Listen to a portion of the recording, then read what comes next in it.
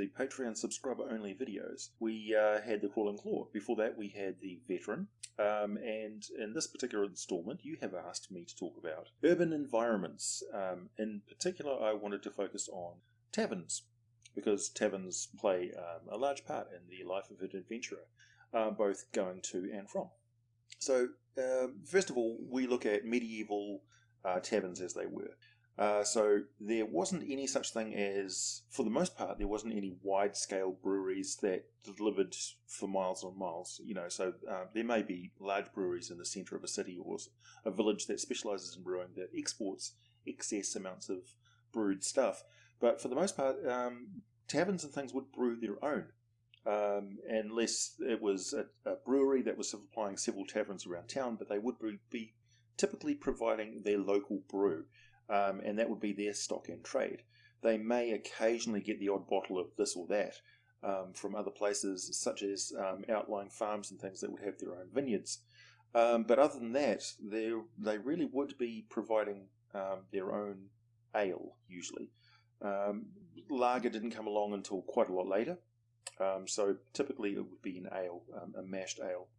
And not watered down. It was usually fairly thick and hearty brew that was quite nutritious. And the other things that we would see as stock staples, such as fries or possibly tacos, things like that, no, you wouldn't get that either. You'd get fried onions, turnips, something like a yam, perhaps, if you're lucky, that sort of thing, parsnips.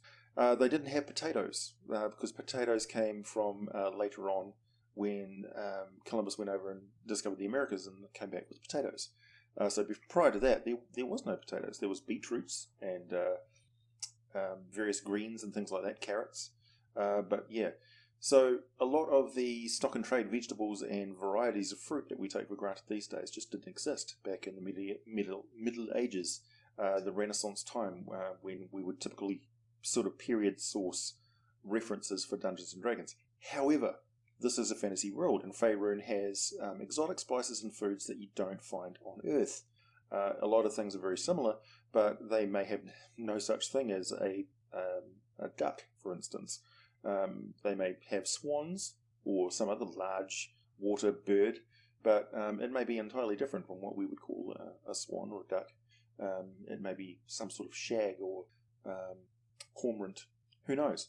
So you can really come up with quite exotic menus for what's on the tavern specials for that night and what they source in. But typically, locally sourced livestock would be the stock in trade. So this would be pigs and sheep and cows.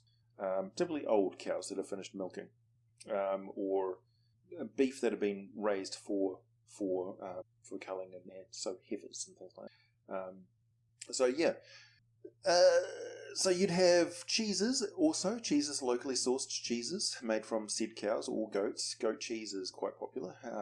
Goats are fairly mobile, easy to care for, look after themselves. Cows, not so widespread. Typically you'd be somebody who specialises in cows because they require more land. Goats are fairly opportunistic grazers, so they'll graze on pretty much anything.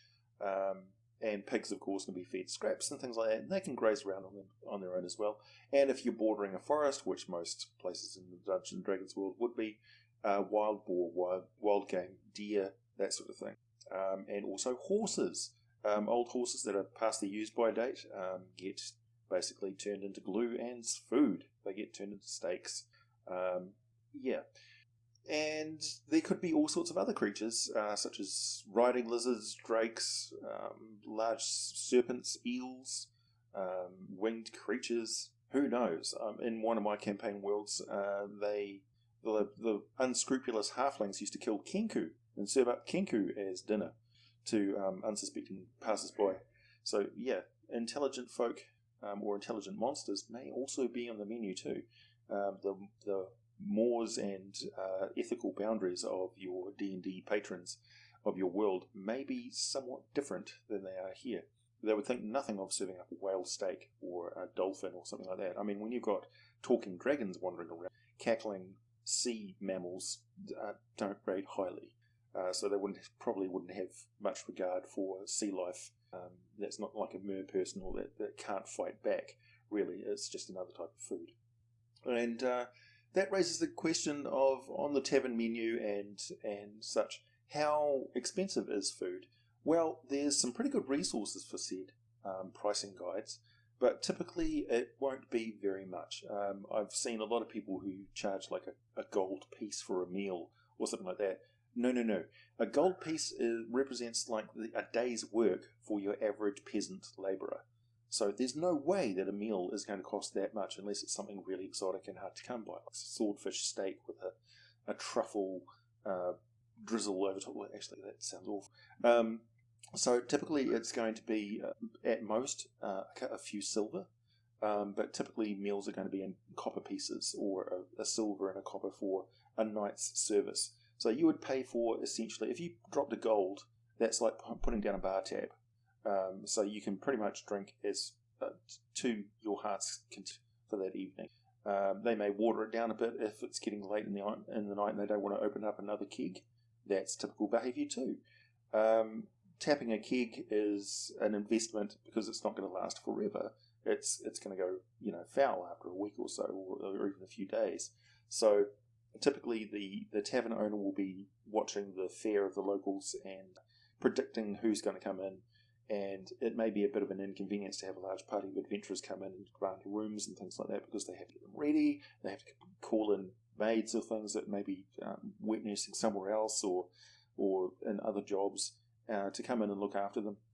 Or the tavern owner's family will probably be running the place as well. This is something that I don't often see in adventuring games, but coming from a hospitality family background, it's typically families that run businesses like this. So the father would be the tavern keep or the manager, and he'll have an older son or a daughter who is looking after things as well, and they'll have kids and they'll have grandkids and cousins and things like that. So the whole family will be involved in running this place, and the young son will be sweeping up floors and eagerly grabbing food and things for people, and quite good company, and probably fairly confident and relaxed in that environment, and that if you engage them in conversation, they may let slip what they've heard at tables and things. The tavern keeper himself will be interested in short conversations, not overly in-depth, because he's got a lot to do, and they're used to having 5-minute conversations with customers. A long extended chat is not really encouraged. However, the son or daughter or whoever's on the floor, or perhaps a servant who's just finished their shift, they're the best ones to get into conversations with. Otherwise, the waiting staff will be just doing their job with the tavern keeper, watching them to make sure they don't spend too long dawdling with the customers, because there's cleaning to do, there's ironing and laundry to take out to the washers, and they need to scrub tubs and heat up water and sweep and prepare food and that sort of thing. They would probably, if there isn't a local butcher in town, they would probably butcher the animals out the back. So there'd be a slaughter area where they take care of them. And since they don't have refrigerators, there would be a cool store cupboard where they typically have some sackcloth or something over a box, and they'd be dripping water on the sackcloth, and it acts as a refrigerator from the evaporation of the water evaporating off the sackcloth and taking the heat with it. This is known and used as a bush fridge. But it was fairly typical in the Middle Ages as well. Otherwise, if it's a large city, they may have somebody who sells ice, and this would be quite a luxury commodity. Some fruits may be extremely expensive, such as pineapples would be hideously expensive. Something that is perishable and has to travel for some distance from where it is grown will always be very expensive, and a luxury and sought after item, even if it's something that we take for granted now, such as a bell pepper or a chili. Chili may be extremely expensive if you're in an area where they don't grow commonly. And so that's the tavern environment for you. It's busy, it's bustling, they're up very early, and they have a lot of work to do. And typically, if you've got people who work but don't have homes of their own or don't have wives and families, they may rely on the tavern as basically where they get their evening meals. And where they do sit and relax and converse and talk about the day's business. So you may find the patrons there are not just basically bar tavern barflies. There may be 1 or 2 people who are there just to drink and relax, but otherwise it's full of people who work. These are the townsfolk. These are respected members of the community, and they're not drinking to excess, and they're not party animals. There may be a rowdy tavern in a larger city, but typically in small towns and things like that, the tavern is quite a sedate area. And it's where people go to play games. So you may have gaming tables such as billiards or dart tables in particular. You may have posts and things that people throw axes or knives at. They may have areas out in a courtyard with just simple stools or overturned log stumps where they sit and they throw marbles or rocks into a circle, like petanque or bowls or some other game such as that. And that would be basically how they spend a large amount of their time, playing friendly games of chance and things like that, but generally not for money, or perhaps friendly wages. And if you get yourself involved in games like that, they're going to be very wary of people who are flashing around money. Matthew Colville, who runs a really, really good YouTube channel and talks about Dungeons & Dragons and NPCs, he described the way that peasants and general townsfolk view adventurers quite well, which is they resent the money that adventurers haul into town. When an adventurer comes back with a massive load of gold and jewels, they resent that because that's years of wealth, years of toil and labour and wealth to them. And if an adventurer does something obnoxious and then basically throws some gold at them, they may actually just let it drop to the floor and not touch it as a sign of contempt for these people who they see as basically just ne'er-do-wells. However, it really depends on the townsfolk in general and their attitude, and particularly the actions of the adventurers, such as adventurers who have done something selfless for very little money, that benefits a very large number of people, such as killing a known threat or menace at great risk to themselves for very little reward, will be seen with great respect, and they will accept the coin of these people with thanks. But yeah, adventurers are an interesting case in point, because a lot of the time the people who live in towns and things don't venture outside of the town very much, and they don't want to upset things. They've got a nice situation going. They just want to settle down, raise their family, do their job, go home, and not have to worry about, possibly getting killed from raving hordes of madmen, which stampeding in demi-humans who, or goblinoid tribes who come rampaging through and steal and take everything they have. It can be life or death in the winter months in particular climates, whether you have a stock of food or things which has been taken by somebody else. Taverns will probably have a cellar which is well defended and guarded against both natural disasters and also raiding. So there will be hidden areas and things such that they would put barrels of dried fish and grains and things like that in there. Cakes of very hard bread which they let dry out so that it will keep for a very long time, wrapped up in wax paper and buried in possibly sand or something like that to keep mould and mildew off. And they will also keep a supply of much needed materials that the other townsfolk will leave in there for safekeeping.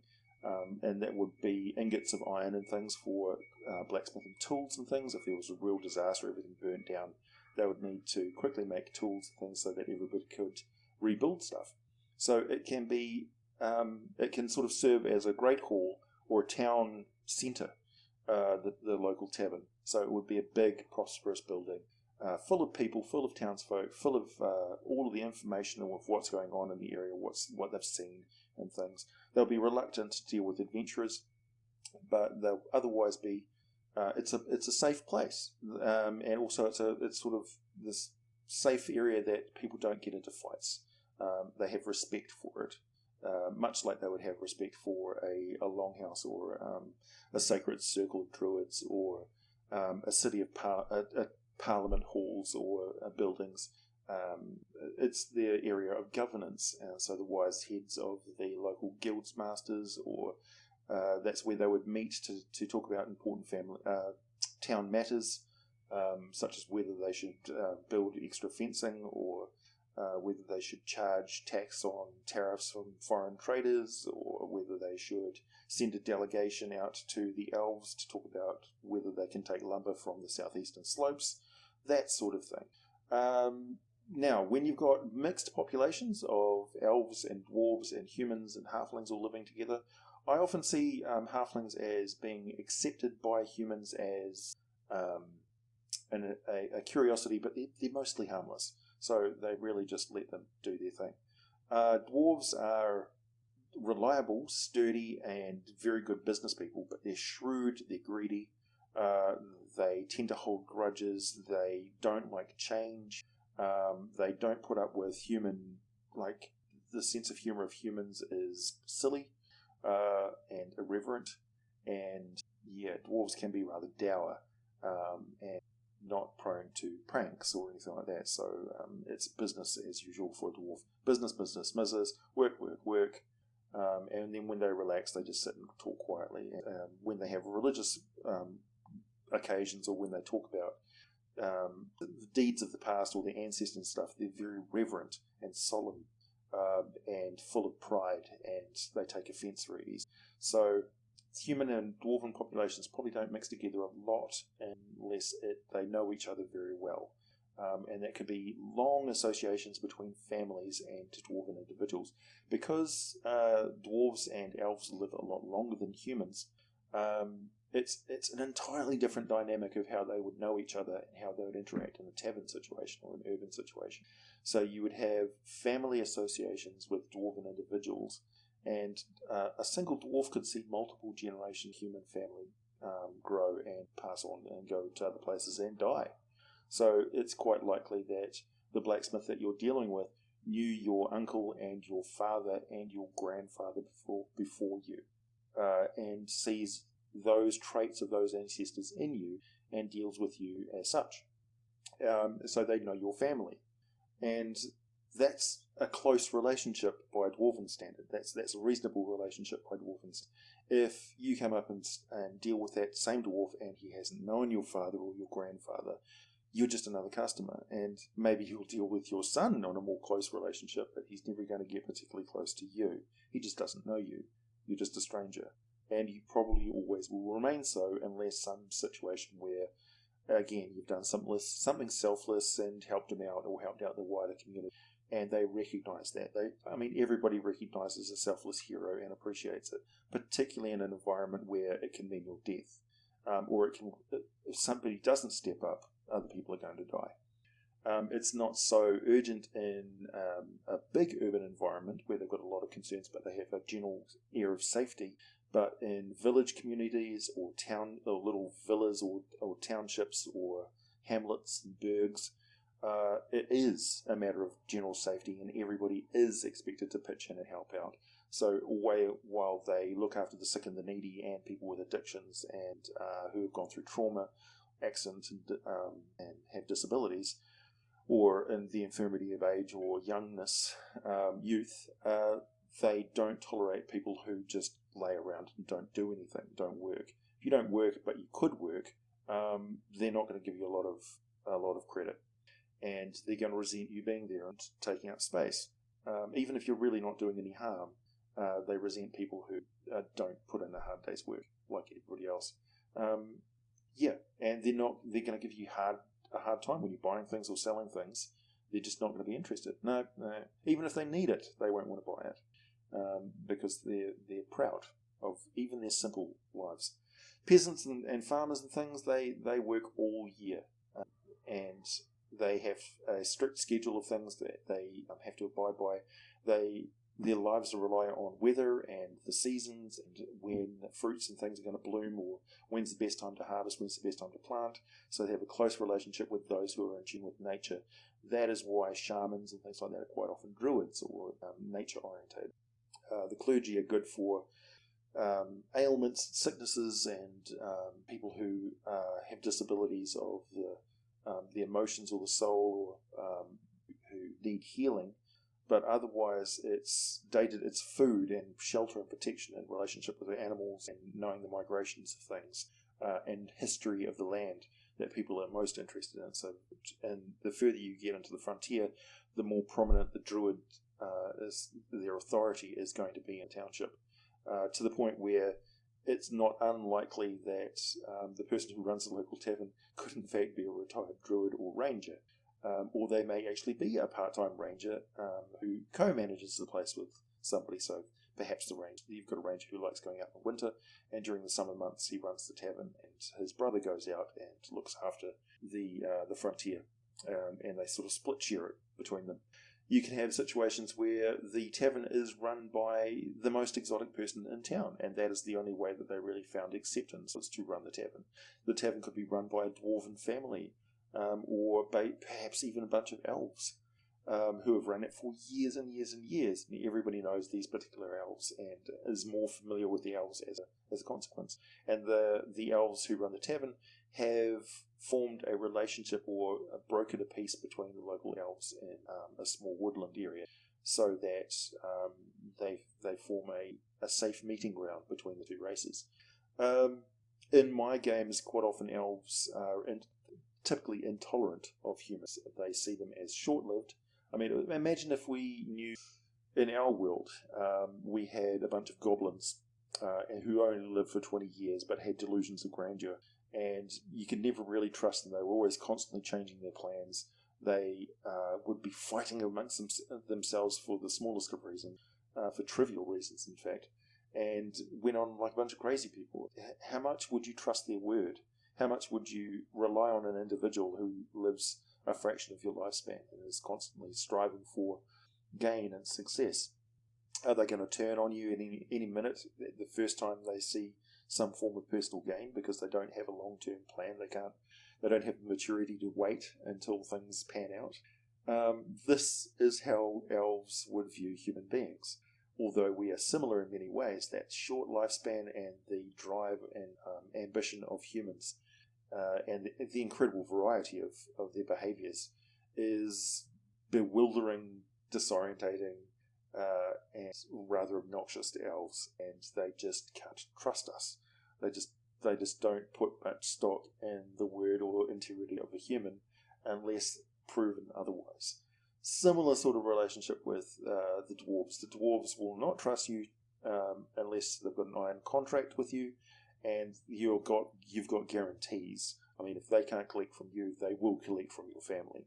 So, yeah, that's pretty much how it goes. So, I hope that that's an interesting conversation about the tavern for you. The structures of taverns and things vary widely, of course. You can have round buildings, you can have long halls, you can have converted old other buildings, gatehouses, that could form what was once an inner wall of a city, but the city has now expanded past it. So it becomes a fortified ring around a central courtyard with a marketplace or something like that. That's an interesting situation too. We go upstairs from the tavern and you're overlooking from a balcony room the market down below.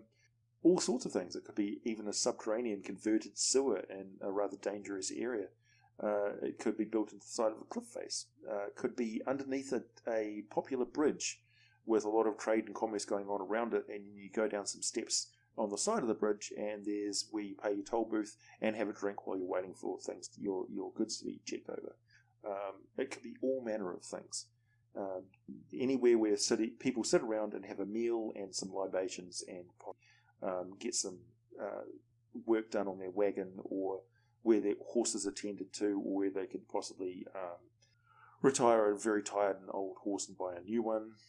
It's a centre of places. It's where humanoids typically will place information and resources and things like that for travellers or for the townsfolk in between jobs. As for whether humans are the only ones who have taverns, or whether there's elven taverns or dwarven taverns, I'm not entirely sure about elves. I'd imagine they'd have some sort of meeting hall or place where they gather. They probably do a lot of community crafting and spend a long time all congregating around a particular artwork or something that they're all contributing to. But who knows? I mean, it's really up to you and how you work elven culture into your game. Dwarves, of course, are famous for their long drinking halls where the chieftain is sitting up on a dais out the back, much like a sort of a Viking style. But this is also very similar to how the giants congregated together in long halls with big trellis tables and long seating that they all sit side by side, eat to their satisfaction, with the dominant giant sitting at the end of the table with his trusted advisors and close family members around that end, because the sleeping quarters of whoever owned the hall was at that end as well. So that was most convenient, and it's usually pretty close to the fire. So yeah, that's Taverns for you. Thanks for listening. Thanks for subscribing very much once again. And sorry for the lateness of this video, but as you know, if you've been patient, I had to move house and things were delayed a bit. And now it's time for you to choose what the next video is going to be about. I'm looking forward to it with great anticipation.